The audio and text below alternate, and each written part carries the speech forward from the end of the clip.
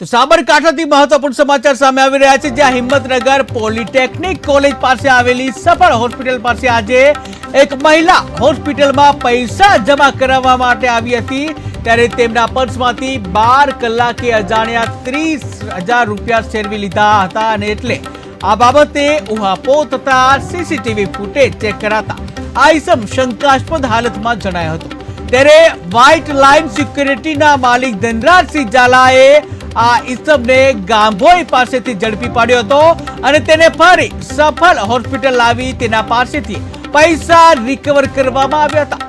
અત્રે ઉલ્લેખનીય છે કે આ ઇસમને બાદમાં પોલીસને હવાલે કરવામાં આવ્યો હતો। ત્યારે હિંમતનગરથી મહત્વપૂર્ણ સમાચાર છે, જ્યાં હિંમતનગરમાં મહિલા પાસેથી 30,000 રૂપિયા સેરવી લીધા, ત્યારે અજાણ્યા ઇસમ દ્વારા ચોરી કરવામાં આવી, જ્યાં સીસીટીવી ફૂટેજના આધારે આરોપીને ઝડપી પાડવામાં આવ્યો। ત્યારે આરોપીને ઝડપી આગળની કાર્યવાહી હાથ ધરી છે।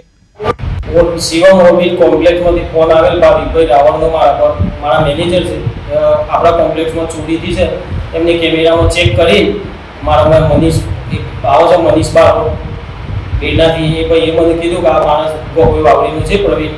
તાત્કાલિક હું અહીંયા કેમેરાના આધારે મેં એને ચેક કરી ઉપર જે પૈસા ભરવા માટે આવેલા એમના પર્સમાંથી 30,000 રૂપિયા પેલા માણસે બહાર આવીને ફટાફટ ચોરી કરી નીકળી ગઈ। કેમેરાના આધારે મને ખબર પડતા કોઈ વાપરીનું છે, હું તાત્કાલિક ગાડી એના પાછળ દોડાવી કોઈ ચોકડીથી રિક્ષામાંથી પકડી પૈસા એના અહીંયા ગાડી લઈને કબૂલાઈ એક પાર્ટીના હાથમાં પૈસા આપી માણસ પોલીસના હાથમાં